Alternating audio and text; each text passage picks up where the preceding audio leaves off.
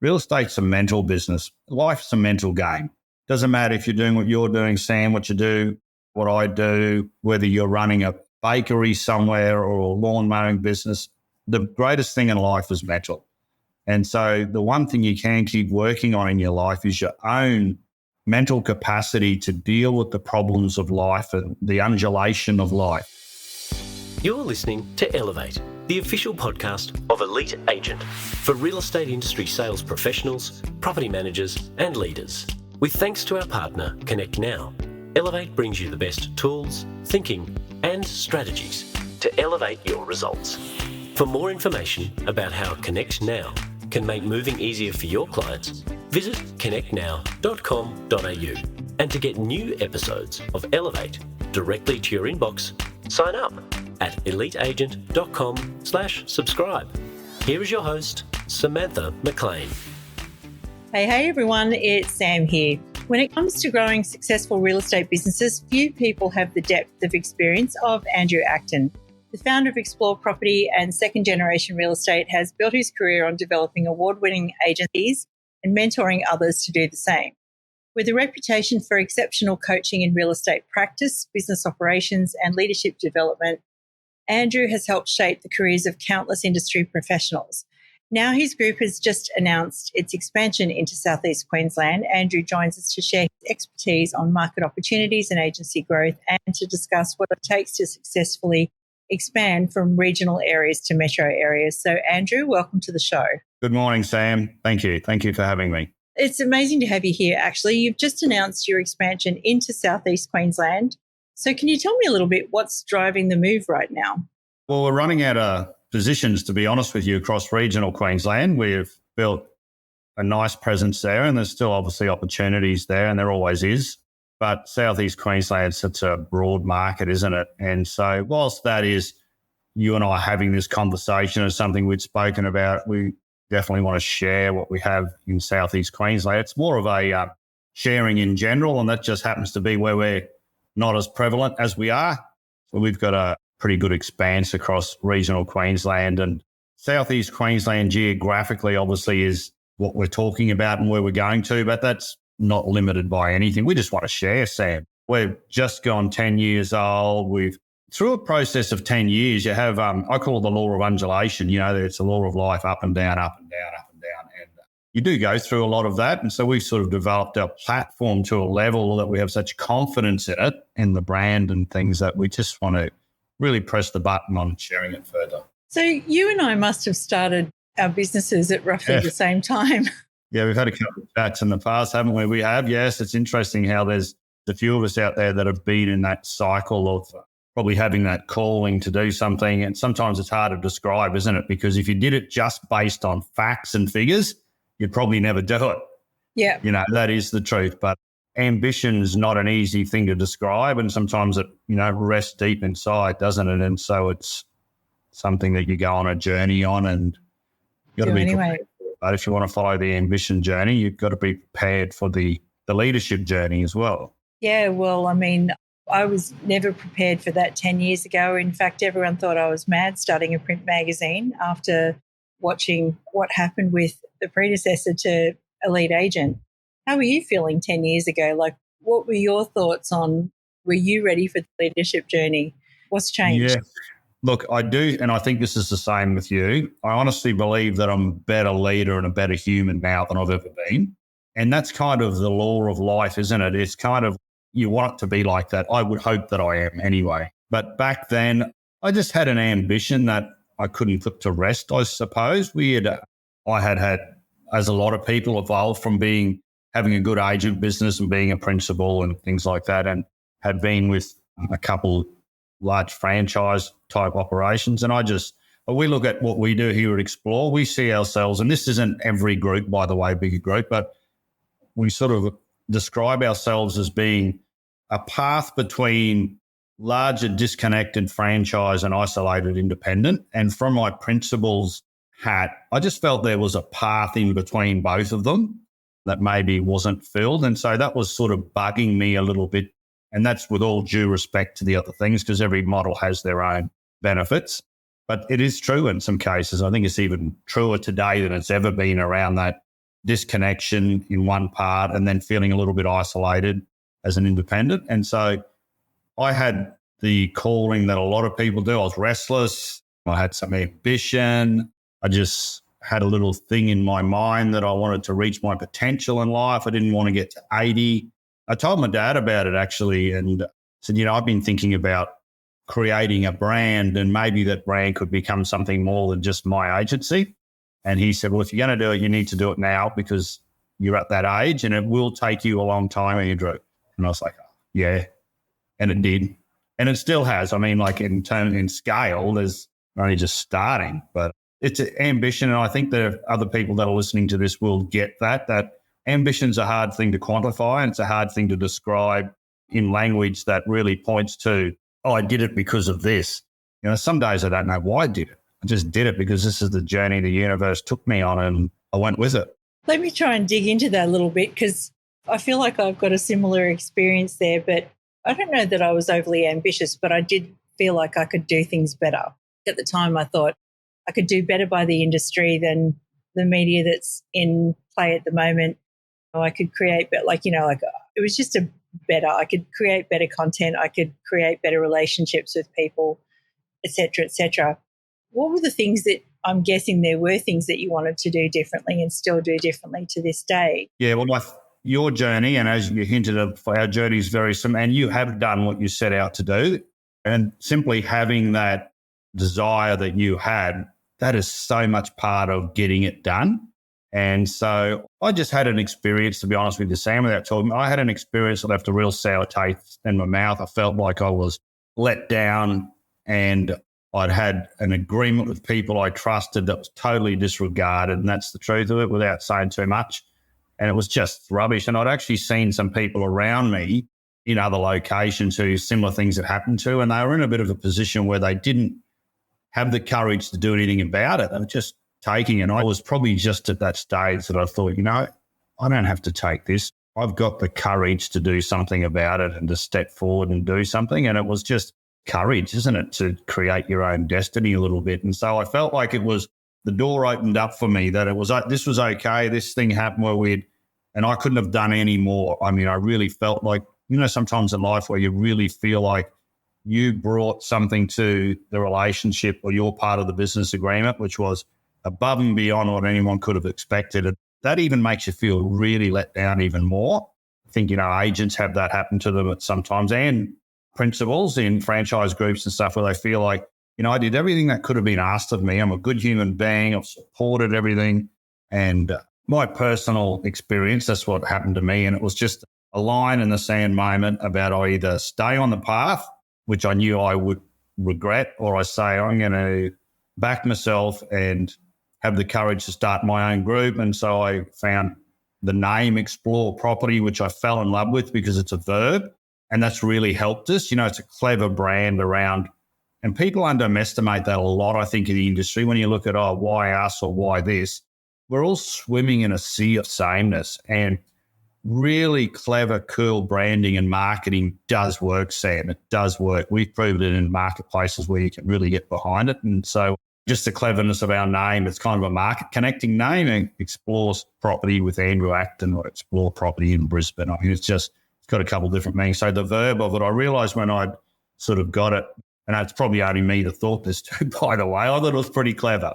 And I thought it was something I could believe in and attach myself to. And that's where it all starts. Any business, like you with your business, the person who mattered the most was what Sam thought. And as the leader, you have to be taking the business somewhere. And if you don't believe it yourself, it's not from inside you, no one's going to come on the journey with you. Yeah, you can't fake that at all. You just mentioned your dad, and I mentioned you're a second generation agent in the intro. How has your father shaped your real estate career? Like, what were some of the big lessons that you learned from him?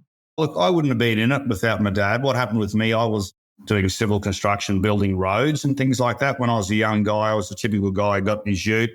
I ended up in Western Australia. I lived in Broome. I got a job in a mine in the Kimberleys. I flew in and out, and I didn't have a lot of skill, but I learned to drive machinery, and then I learned to read plans and things like that. So I worked sort of official capacity, was a civil construction supervisor. So I would be involved in building roads and pipelines. But unlike today, back then, we're talking over 20 years ago, it was you're away all the time. I was away a lot. And so when I met my wife, as my dad said to me, you need to get a decent job, get a job where you're actually at home. He said, you should get into real estate. And as a lot of us, we get into it because it's easy to get into. And I was a classic example of that. I was a guy who got into it because I had someone who encouraged me to do it. So my dad was a commercial real estate agent, which was good. So he worked as a commercial real estate agent. So he was more of a guiding hand that pushed me into it. But you know what I think probably the best advice my dad ever gave me is he said to me once that the number one reason people fail in real estate is because they don't stay in it long enough. And I think that's a really powerful thing for people to realise. And I mentioned it before, something that I talk to people close to me about, the law of undulation, which is the law of up and down, up and down. We're so reactionary to things as humans. When things are down, real estate's the worst thing for us. Like you see an agent who lost a listing in the morning and it's like the whole world's going to end. I'm getting out of this. I've had enough.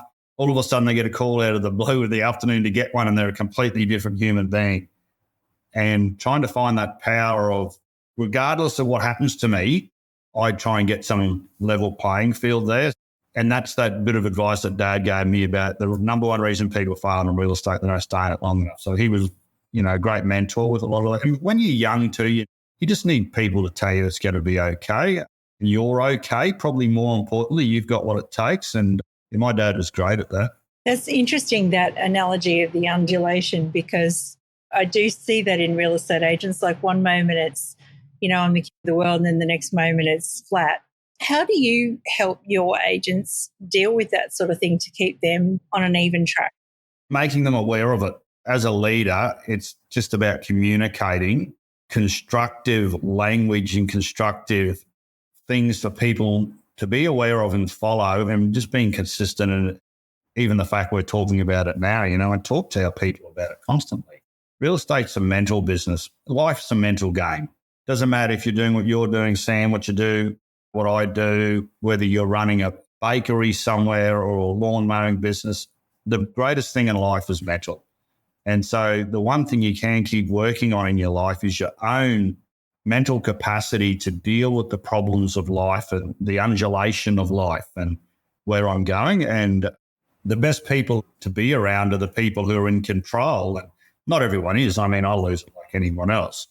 But what I think I'm better at as I've gotten older is awareness, getting the awareness before you lose it, being aware of what I'm thinking and not believing all the crap thoughts that are floating around in my head and saying, maybe I'm something else besides the little story I keep telling myself. But yeah, communication. That's it. So in North Queensland, we're seeing a bit of a market shift all over Australia at the moment. We're seeing greater days on market, and some agents are struggling a little bit with that. First of all, how is the market where you are? And what sort of things do you say to your agents when the market shifts that could be useful to them? Well, funnily enough, the market isn't shifting in a negative approach anywhere that I know across regional Queensland, but that doesn't make it any easier.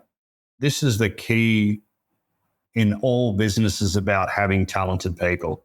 Talent wins every time, doesn't it? It's a key objective of all of our businesses is to work with talented people. And so in every market, it's certainly the old 80-20, isn't it? You look into a market like a big market. Cairns is a big market. Towers is a big market. Mackay, we've got an office in Whitsundays, and that's a massive market for Whitsundays. The dollar value of transactions there, I mean, really, there's not a lot of houses there. But it's one of those places that when people do have a lot of wealth, it is a place that they go to because they don't mind putting money into it. And so we see a lot of markets, and we're also in some smaller markets too, more rural type markets and things like that too. So I think the markets still really remain strong, and I just try and get our people to focus on what they can do, and it's just only service and relationships.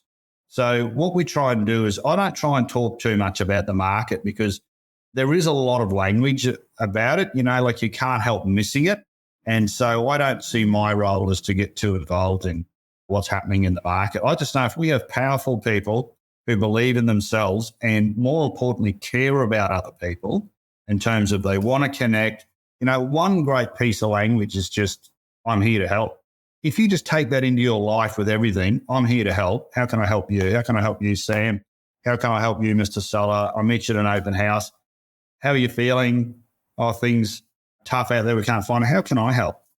So I think service is the winner. If you keep working hard. And so probably the one thing I'm seeing a lot of the great agents in our group, and we've got some guns as other people do, and it's pretty straight term, but they're just, I don't even think sometimes great agents know how they get so great, but their businesses are getting stronger. The good people are getting stronger, Sam, that's what I'm saying.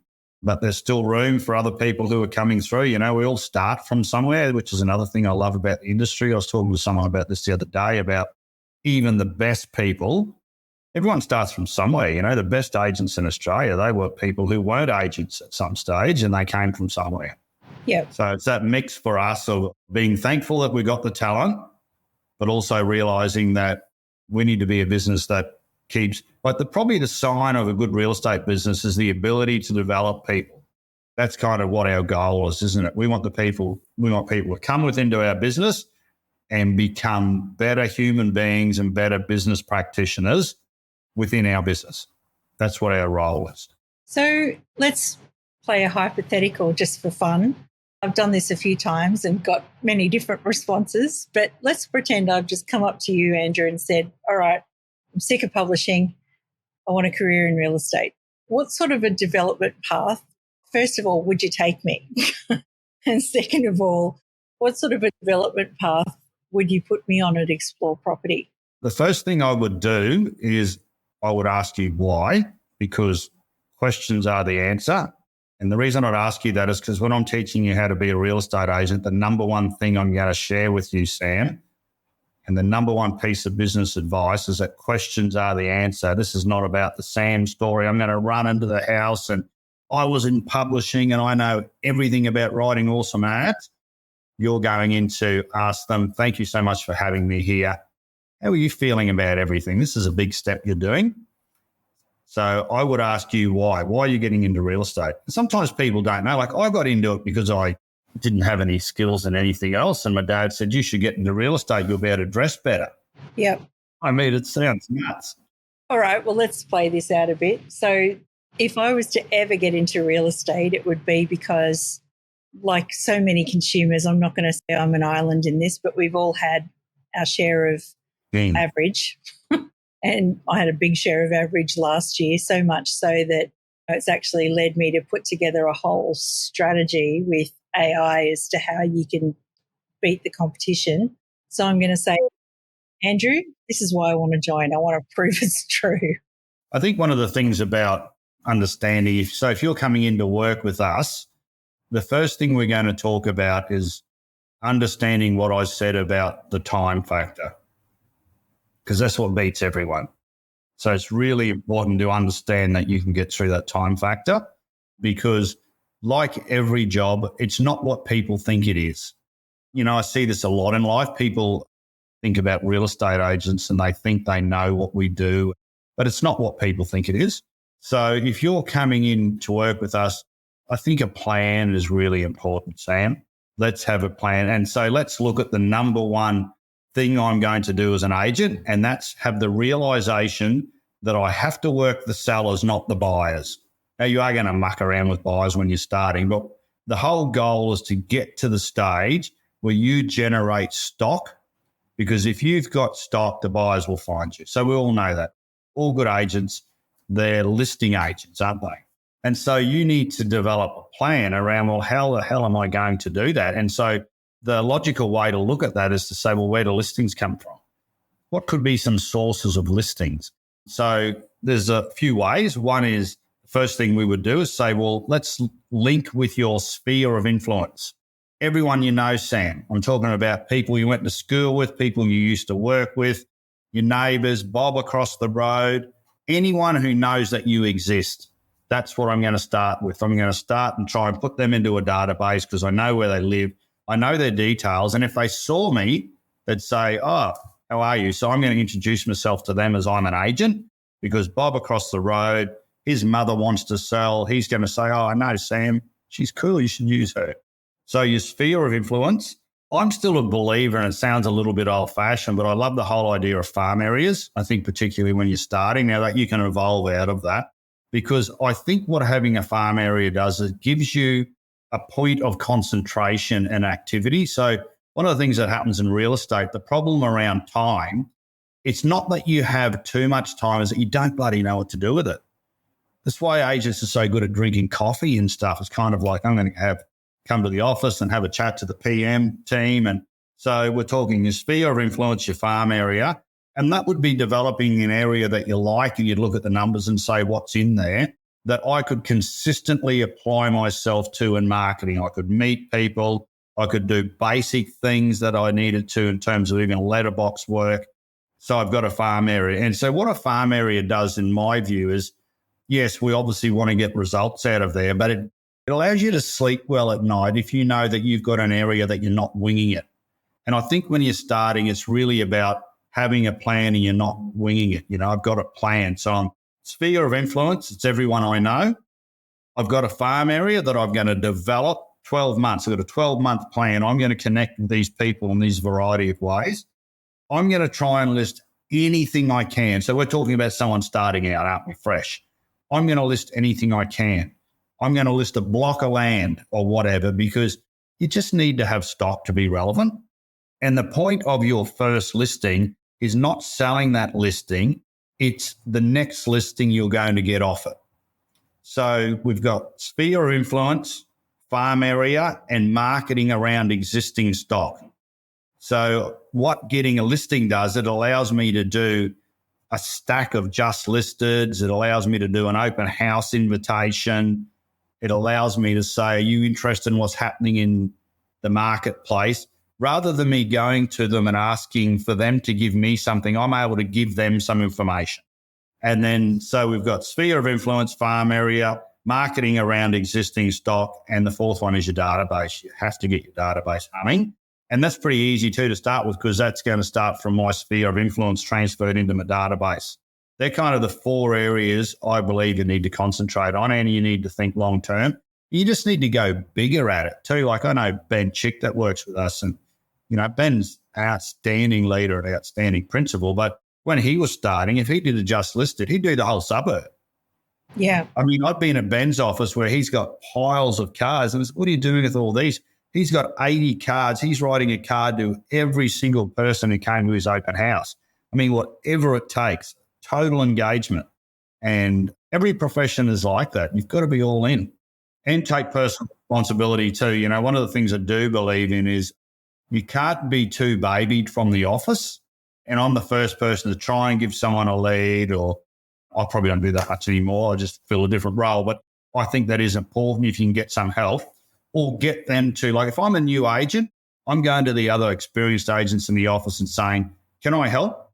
I'm happy just to come to your open houses. Don't ask for anything from it. I mean, it's a privilege. To be able to go to open houses, you should just go there for free. I just want to come and hang out with you. You want me to help you. You start getting a little bit visible. You start learning language and you get empowered. You start feeling good about yourself. So do I have the job? I think you'd be a gun real estate agent, Sam. You would. You know what not to do. Just have the job. Who knows where we all come from too? Isn't that beautiful about the business? We all come from different backgrounds and shapes and sizes and ages, don't we? That's what's real estate is such a leveler. It's a personal business. It's such a, a business that can fill you up and make you so strong because it's a personal business. You can really make this your own and achieve something special with your life and your family. Yeah, for sure. Yeah, you've got the job, Sam. No problem at all. I've got the job.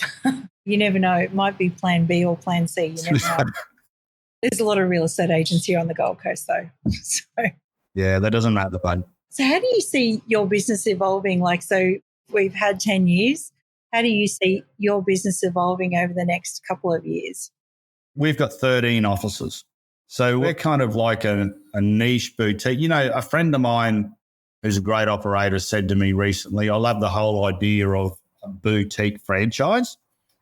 I don't like the word boutique. I've always felt that people use the word boutique as an excuse for being small. I hope I'm not offending anyone by that, because I know some people do specifically, they're great agents, so the model's changed a lot. But we don't want to remain that, I suppose. I think we've come up in a generation and a time with a lot of different models that we're not sort of saying we want to have 100 offices and be all this. We just want to keep finding great human. Look, we have a purpose, and our purpose is to help people reach their potential by building great real estate businesses, which sounds like a simple thing, but it's really clear. And so that doesn't finish, I suppose. That doesn't finish. We've got 13 offices. We'd love to get to 20 because it just sounds like a nice number to me. And I know that sounds like, gee, you think that it should be a lot more technical, but you never know where the next opportunity is coming from. And we're really in a space too that I think we're a bit challenged by. There's all different models. There's a standalone model, and it's very much the perspective of being a business or a practitioner, isn't it? A practitioner is like the barrister. You can make good money when you're on the tools, but if you go on holiday, your income stops, you got nothing to sell. Whereas I always encourage people, you can still be a practitioner, be a good real estate agent, but why not build a business? I can't see any logical explanation except people talking, trying to get them to do a different model. Why, if you're actually a good real estate agent, why you shouldn't think longer term and build yourself a real estate business and build a rent roll? Because if you know the value of rent rolls when you want to get out of it, you will kick yourself for not doing it. And if you've got the ability to sell, that's where your cash flow is going to be. And there's a beautiful thing in life to build something that's more than about you. I think as human beings, there's a lot of fulfillment in that, to have had people work with you, to come on a journey and for you to contribute to people's lives. I think that's, whilst real estate's a business, to me, I never think about the business side of it, Sam. I don't think about the money side of it. I have to be aware of it. I've got some good people who work with me, but I just don't have any interest in that side of it. I don't mind being open with you. I just love the people work. I love the challenge. I love the personal work I've had to do to make myself the leader I am. And that's where I'm happiest, when I'm with people and sharing. So for us, we just want to keep sharing as opportunities arise and people want to work with us. Of course, we welcome that and we love that. Yeah. What do you think a successful real estate business will look like in 5 years' time? I don't think there'll be as many changes as we all think. I really believe that. I actually think that more than ever, the value of great customer service is shining through. People want that. And so if you're in a real estate business and you can provide, and it's one of the things you got to be a bit careful of these days too, I talk about in our businesses, is de-engineering your business. We've got to be careful we don't fill our businesses up too much crap. We've got every subscription known to man and all these things, and you can get your business full of stuff. So there's a great saying about simplicity is the ultimate sophistication. So obviously you need a great CRM and the other tools and AI things that go with it, but trying to really think about what is it we're great at. And every agent I've ever met who's really successful is great with people. And so around the social media and all that, I think the one-on-one interaction is being valued even more. I think you definitely need to be over all the other things. I think from a visibility point of view, it's important, but people want to hear you and they want to talk to you and they want to look you in the eye. And so I don't think the business is changing as much. I don't think it's changed as much as people think. Look, there's no doubt. Like I remember I started just before REA hit its strap. So I remember when there was black and white newspaper advertising. And yeah, these are all changes, but the way I go about doing an appraisal hasn't really changed. I just show some different things, but the language I'm using around question-based and not statement-based, that hasn't changed a bit.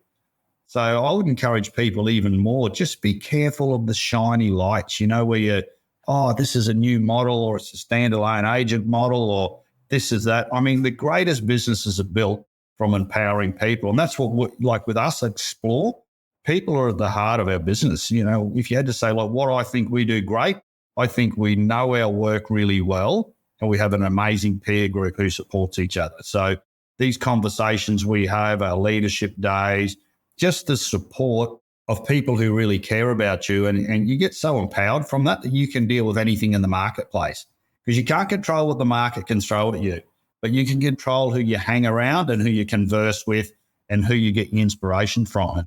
So I don't think there's some big, we're in trouble. I don't believe that for 1 second personally. I think there's lots of changes on the periphery and around us. We've got to be aware of it and embrace it. But don't forget what we actually do. I believe real estate of the future more than ever will be people to people. I think if you told me about your customer experience, Sam, that's probably an example of you think, gee, what happened there probably wasn't an interaction with technology, it was interaction with a human being that let you down. And so the people who are the great human beings in the industry that don't let people down and deliver on service, they go on forever. Yeah, the people that let me down didn't use technology in the way that they should have to be able to not let me down. Yeah, there you go. They were ignorant to it. You can't be ignorant to it. And I'm not inferring that. I just feel that a lot of the hype around the change in the industry, we have to remember, is coming from marketing companies who sell us products. We are their customers. I mean, as an industry, as agency people, and I make particularly the leaders in our business aware of that. Let's look at it. And we do. We put a lot of work into looking at products from a corporate level. Got to remember, we're their customers. Of course, they're coming to us telling us, you need this, you need that. Well, who else are they going to talk to? It's a real estate product. Just be aware of it. Yeah. Actually, I don't know an industry who's pitched to more than real estate agents.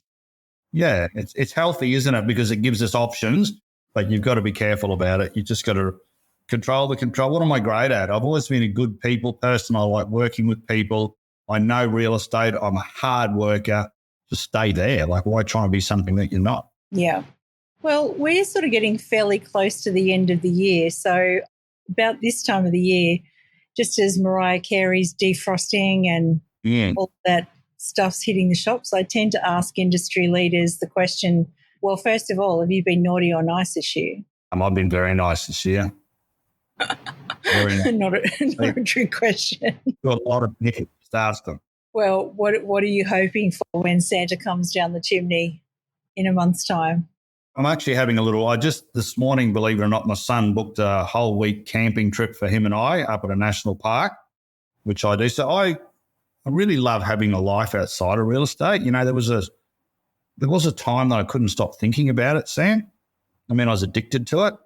I've always had other things in my life, but real estate can be very addictive. It can really get you in, and particularly when it's your own business, because people don't realise when you have your own business, it fills up all these other things in your life. You don't really have to play sport because I've got this business that challenges the hell out of me. So I don't need any more challenges. I've got all these challenges right here in front of me. So I always encourage people to try and get a bit of a break at Christmas, because the other thing about having a break at Christmas in the industry is the rest of the world expects us to do it. If you're going to have one, it's okay to do it.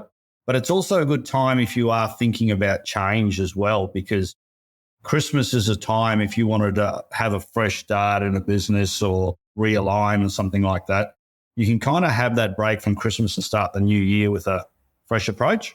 I think it's a great time. It's called New Year, isn't it? But it is a time of renewal. So we're working on some plans for next year and, just about our interaction with our group, our events and things like that, how we do things. So for us, it's just business as usual. We're just full speed ahead. We want to keep growing our group and sharing it and working with great people and, living our purpose of helping them build great real estate businesses. Amazing. Well, it's been great to have you on the show finally. And I just want to thank you for sharing some of that wisdom and knowledge with all of our listeners. If there was one thing that you'd like to leave them with, or one takeaway or one actionable tip, what would it be? I would encourage everyone to learn what they can let go of rather than what they can hold on to, because setting yourself free of things just allows you to be the human you are meant to be and become more of the observer. Sometimes I talk about people I work with, is not them in particular, but life can be like a raging river. It's kind of just turbulent, ups and downs, logs. I mean, don't jump in the bloody river. Become the observer. Sometimes you need to stand on the bank and be the observer and let the chaos happen around you. You don't have to jump into every interactions, that's going on around you. And being a good observer allows you to make good decisions based on good observations. So sometimes you got to bring it. Like leadership's not always about being on the front foot and racing to every problem. Leadership is a lot about allowing things to evolve and being a presence in it that's not adding to the drama. So that whole thing about what can I let go of rather than what I can hang on to. And if you start reflecting on that, you will bloody find that you can let go of everything. Let's start letting go of things. I don't have to go there. I don't have to get involved on that. I don't have to interact with that. I don't have to take that to heart. I don't have to listen to that. I can be something more than the drama that's around me in my daily life. And all of a sudden you become that observer that plays a big part in people's lives, but you've got that calmness and that control about you. And good leaders should be controlled. They shouldn't be adding to the gossip and getting involved in the dramas. Yeah, good advice. Taking the team past that, through that. My job is to take our whole, our group, my job is to take us past that, make us something more than we are, every single individual. I'm not talking just our leadership team and our everyone. As a leader, I want to take on a journey of being something more than they are now.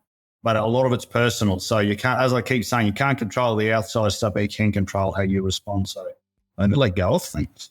Let them ride. Great advice, Andrew. Thank you so much. Thank you, Sam.